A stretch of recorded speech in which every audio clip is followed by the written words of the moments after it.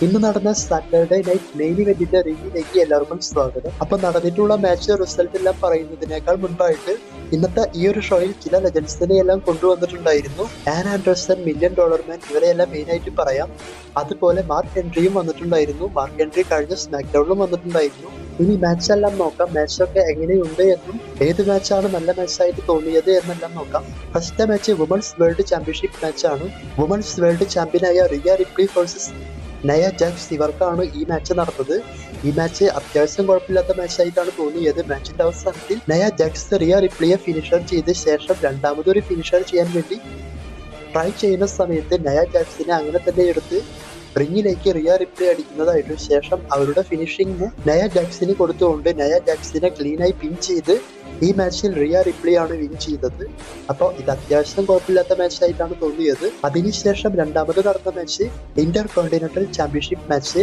ഈ മാച്ച് നടന്നത് IC ചാമ്പ്യനായ ബ്രോൺ ബ്രേക്കർ വേഴ്സസ് ഷെയ്മസ്, ഇവർക്കാണ്. അപ്പോൾ ഈ മാച്ചിനെ പറ്റി നോക്കുമ്പോൾ ഇത് നല്ല മാച്ചായിട്ടാണ് എനിക്ക് തോന്നിയത്. രണ്ടുപേരുടെയും പെർഫോമൻസ് ഈ മാച്ചിൽ നന്നായിട്ടുണ്ട്. മാച്ചിന്റെ പകുതിക്ക് വെച്ച് ഷെയ്മസ് സ്റ്റെപ്പിന്റെ മുകളിൽ കൂടെ എല്ലാം വന്ന് ജമ്പ് ചെയ്തുകൊണ്ട് ബ്രോൺ ബ്രേക്കർ അറ്റാക്ക് ചെയ്യാൻ നോക്കിയെങ്കിലും സാധിച്ചില്ല. ബ്രോൺ ബ്രേക്കർ എയറിൽ വെച്ച് തന്നെ ഷെയ്മസിനെ ഒരു സ്പിയർ ചെയ്തു, അതായത് റിങ്ങിന് പുറത്ത് വെച്ച്. പിന്നീട് മാച്ചിന്റെ അവസാനത്തിൽ മറ്റൊരു അവസരത്തിൽ ബ്രോൺ ബ്രേക്കർ സ്പിയർ ചെയ്യാൻ നോക്കിയ സമയം ഷെയ്മസ് ബ്രോക്കിക് ഫിനിഷർ ചെയ്ത് പിൻ ചെയ്തു. എങ്കിലും ബ്രോൺ ബ്രേക്കർ റോപ്പിൽ കാല് വെച്ചുകൊണ്ട് ആ ഒരു പിന്നിൽ നിന്നും എസ്കേപ്പ് ആയി. ശേഷം വീണ്ടും ഷെയ്മസ് ബ്രോക്കിക്ക് ചെയ്യാൻ നോക്കിയെങ്കിലും സാധിച്ചില്ല. അവസാനം ബ്രോൺ ബ്രേക്കർ ഷെയ്മസിന് മറ്റൊരു സ്പിയർ കൊടുത്തുകൊണ്ട് ഈ മാച്ചിൽ ബ്രോൺ ബ്രേക്കർ ആണ് വിൻ ചെയ്തത്. അതിനുശേഷം WWE ചാമ്പ്യൻ കോഡി റോഡ്സും കെവിൻ ഓവൻസുമായിട്ടുള്ള സെഗ്മെന്റ്. അപ്പോൾ ഈ സെഗ്മെന്റിൽ സ്പെഷ്യൽ ആയിട്ട് വന്നിട്ടുണ്ടായിരുന്നത് ഷോൺ മൈക്കിൾ ആണ്. ഷോൺ മൈക്കിൾ വന്നതിന് ശേഷം ഈ ഒരു സെഗ്മെന്റ് സ്റ്റാർട്ട് ചെയ്തു. അതായത് നിക്ക് ആർഡിൻസ് തന്നെ ഒരു കാര്യം പറഞ്ഞ് ഏൽപ്പിച്ചിട്ടുണ്ട്. അതായത് കോഡി റോഡ്സ്, കെവിൻ ഓവൻസ് ഇവരുടെ കയ്യിൽ നിന്നും കോൺട്രാക്ട് സൈൻ ചെയ്ത് വാങ്ങി തിരികെ പോകുന്നതായിട്ട്, അതാണ് തന്റെ ലക്ഷ്യം എന്നൊക്കെ പറഞ്ഞുകൊണ്ട് ഷോൺ മൈക്കിൾസ് കോഡി റോഡ്സിനെയും കെവിൻ ഓവൻസിനെയും റിങ്ങിലേക്ക് വിളിക്കുന്നുണ്ട്. പിന്നീട് ഇവരോട് പറയുന്നുണ്ട്, നിങ്ങളുടെ ഫൈറ്റ് എല്ലാം ഞങ്ങൾ ആസ്വദിക്കുന്നുണ്ട്, അതും മാസങ്ങളൊക്കെ ആയിട്ട്. എന്നാൽ നിങ്ങൾ ഇതുവരേക്കും കോൺട്രാക്ട് ഒന്നും സൈൻ ചെയ്യാതെയാണ് മുന്നോട്ട് പോയിട്ടുള്ളത്. എന്തായാലും നിങ്ങൾ ഇപ്പോൾ തന്നെ കോൺട്രാക്ട് സൈൻ ചെയ്ത് റോയൽ റംബിൾ മാച്ചിന് സെറ്റ് ആവാനായിട്ടാണ് പറയുന്നത്, അതായത് ലാഡർ മാച്ചിന്. പിന്നീട് ഇവരോട് കോൺട്രാക്ട് സൈൻ ചെയ്യാനായിട്ട് പറയുമ്പോൾ കോഡി റോഡ്സ് അപ്പോൾ തന്നെ കോൺട്രാക്ട് സൈൻ ചെയ്തു. എന്നാൽ കെവിൻ ഓവൻസ് കോഡി റോഡ്സ് സ്മാക്ക് ഡൗണിൽ പറഞ്ഞതിന് റിപ്ലൈ കൊടുക്കുന്നതായിട്ട് കാണിച്ചിരുന്നു. അതായത് കോഡി റോഡ്സ് പറഞ്ഞിരുന്നു കെവിൻ ഓവൻസ് എളുപ്പവഴി സ്വീകരിച്ച് വിൻ ചെയ്യാൻ നടക്കുന്ന ഒരാളാണ് എന്ന ടൈപ്പിൽ.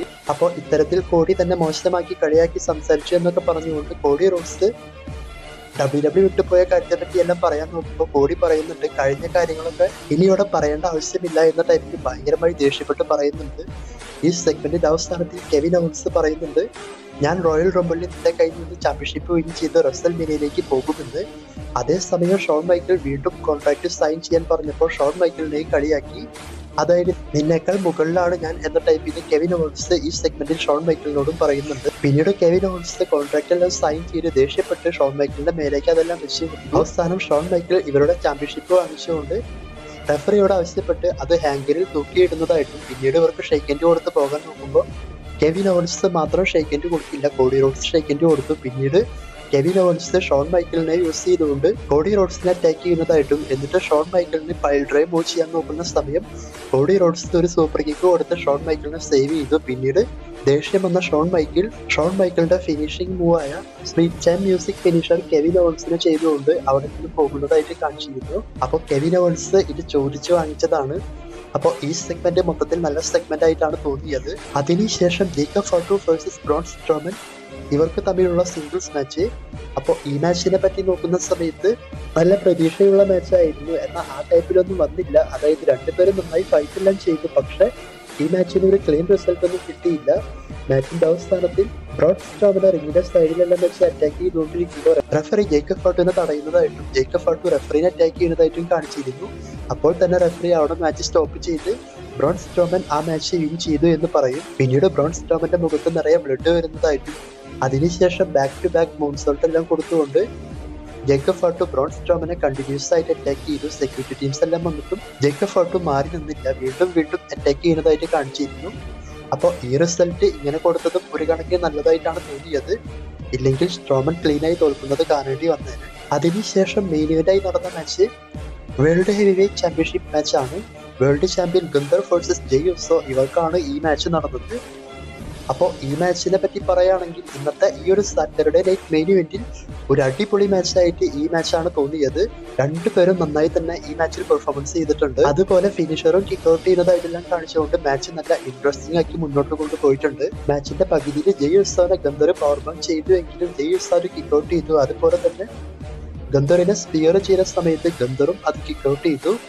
ശേഷം ക്ലൈമാക്സിൽ ജയ് ഉത്സവ സൂപ്പർ കിക്കും അതുപോലെ തന്നെ മറ്റൊരു സ്പിയറും കൊടുത്തുകൊണ്ട് പിന്നീട് ഉസോ സ്പ്ലാഷും കൊടുത്ത് പിൻ ചെയ്തു എങ്കിലും അതും ഗന്ധർ കിക്ക് ഔട്ട് ചെയ്യുന്നതായിട്ടും ശേഷം മറ്റൊരു സ്പിയർ ചെയ്യാൻ വേണ്ടി ജയൂസ നോക്കിയപ്പോൾ അത് അങ്ങനെ തന്നെ ക്യാച്ച് ചെയ്ത് ബാക്ക് ടു ബാക്ക് 2 പവർ ബം കൊടുത്തുകൊണ്ട് ജയൂസനെ പിൻ ചെയ്ത് ഈ മാച്ചിൽ ഗന്ധർ തന്നെയാണ് വേൾഡ് ചാമ്പ്യൻ ആയത്. അപ്പോൾ ഈ മാച്ചും അടിപൊളി മാച്ചായിട്ടാണ് തോന്നിയത്.